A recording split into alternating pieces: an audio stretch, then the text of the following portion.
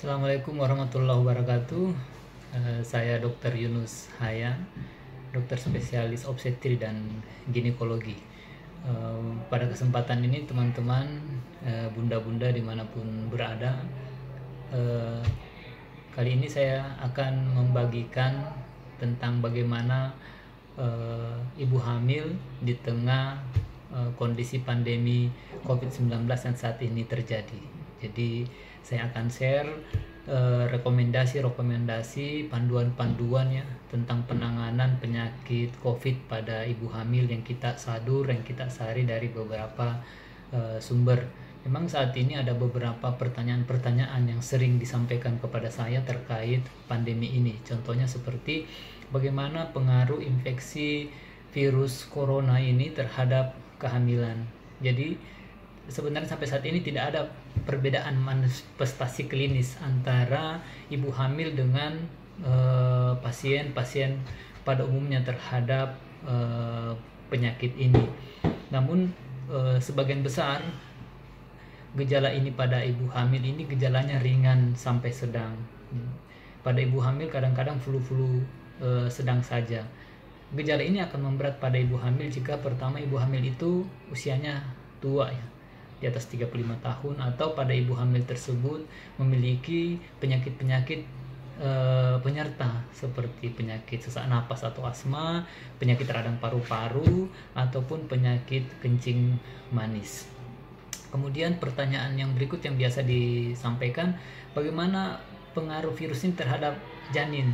Oke, memang karena ini ilmu yang baru, belum banyak data yang kita dapatkan, tetapi belum ada ditemukan penularan secara intrauterin, artinya tidak ada penularan vertikal dari ibu ke janinnya selama kehamilan.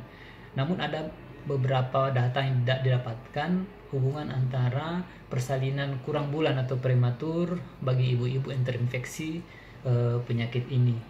Dan bagaimana sih cara mencegah agar ibu hamil tidak terhindar dari virus corona? Jadi seperti saya katakan tadi, ini pencegahannya sama dengan populasi umum, sama dengan yang lain, bahwa yang diutamakan bagaimana membudayakan ya perilaku bersih, hidup dan sehat. Dengan ibu hamil sering mencuci tangan setiap melakukan sesuatu, kemudian melakukan social distancing, physical distancing, menjaga jarak dan menggunakan masker.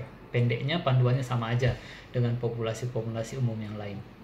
Nah, kemudian apa yang harus dilakukan ibu hamil jika ibu hamil tersebut terpapar atau terinfeksi oleh virus ini? Jadi kita lihat gejalanya. Kalau ibu hamil tersebut menderita demam atau batuk terus-menerus ya, tapi tanpa gejala yang berat, itu kita sarankan untuk di rumah saja dulu selama kurang lebih 7 hari sambil melakukan konsultasi secara online kepada dokter kandungan tempat ibu periksa. Kalau setelah 7 hari keluhan tidak membaik, maka ibu hamil tersebut harus segera menghubungi rumah sakit ya, rumah sakit. Kemudian kalau menghubungi rumah sakit, kira-kira apa yang harus diperiksa pada ibu tersebut? Ya, kalau didapatkan gejala-gejala atau keluhan-keluhan yang berat, tentunya ibu hamil tersebut akan dilakukan perawatan dan pemeriksaan. Pemeriksaan yang dilakukan sama dengan pemeriksaan umum yang lainnya, itu pengambilan sampel ya, apakah pemeriksaan darah, pemeriksaan swab di hidung, di mulut, ataupun menggunakan sputum, dan pemeriksaan pencitraan lain seperti pemeriksaan ronsen dada. Ronsen dada pada kehamilan tertentu itu aman karena radiologi juga melakukan pemeriksaan dengan energi radiasi yang rendah, dan ibu hamil juga akan diberikan perlindungan selama melakukan pemeriksaan ronsen. Nah, dari hasil pemeriksaan itu kalau hasilnya positif gimana? Atau bagaimana hasil pemeriksaan yang menunjukkan hasilnya positif pada ibu hamil? Ya, tentunya kalau sudah positif, ibu hamil tidak ada gejala berat, kita lakukan karantina mandiri. Tetapi kalau menimbulkan gejala berat, maka ibu hamil tersebut kita sarankan untuk dilakukan perawatan. Sedangkan pemeriksaan ultrasonografi atau USG bisa ditunda. Ditunda sampai kapan? Ya sampai kira-kira 2 minggu dari gejala-gejala tersebut muncul. Nah, karantina mandiri ini dilakukan ibu hamil apa saja ya, tetap berada di rumah, tidak boleh berpergian ya. Kemudian kalaupun harus keluar rumah maka hindari penggunaan transportasi publik. Kemudian tidak menerima kunjungan di rumah, itu alat-alat makan atau alat mandi itu dipisah, digunakan sendiri. Kemudian tetap bisa melakukan aktivitas untuk menjaga kebugaran seperti melakukan olahraga-olahraga yang sifatnya ringan. Nah, terus bagaimana dengan pemeriksaan kehamilan ibu hamil di tengah-tengah pandemi ini atau pada saat ibu hamil melakukan karantina? Nah, ibu hamil hanya kita sarankan untuk melakukan pemeriksaan kehamilan jika ditemukan tanda-tanda bahaya pada kehamilan tersebut, baik itu pada kondisi janin maupun pada kondisi ibunya. Tanda-tanda bahaya yang dimaksud itu seperti umpamanya ada keluar air ya dari jalan lahir, ibu tiba-tiba pandangannya kabur, sakit kepala hebat, muntah-muntah, atau gerakan bayi dirasakan makin berkurang, itu segera langsung datang ke unit layanan terdekat darurat dan kemudian menyampaikan ke sana bahwa saya terpapar virus ini, kemudian memiliki gejala-gejala yang keadaan darurat. Kemudian berbicara tentang masalah pemeriksaan, tentunya pemeriksaannya tidak seperti pada saat sebelum pandemi ini terjadi. Jadi pada saat pandemi ini memang pemeriksaan itu kita atur sedemikian rupa, hanya ke rumah sakit jika memang ada hal-hal yang sifatnya emergensi. Tentu kita juga bertanya gimana proses persalinannya. Nah, proses persalinan yang sekarang ini banyak disepakati adalah ketika ibu hamil sudah masuk dalam tahap persalinan akhir atau sebentar lagi melahirkan, kita ya dipercepat dengan persalinan normal.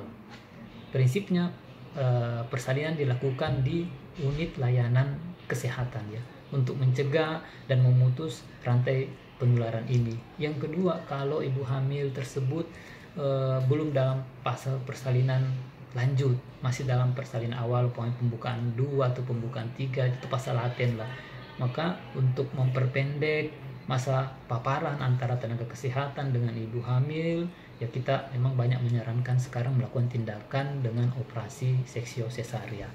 Nah, risiko ke bayinya gimana?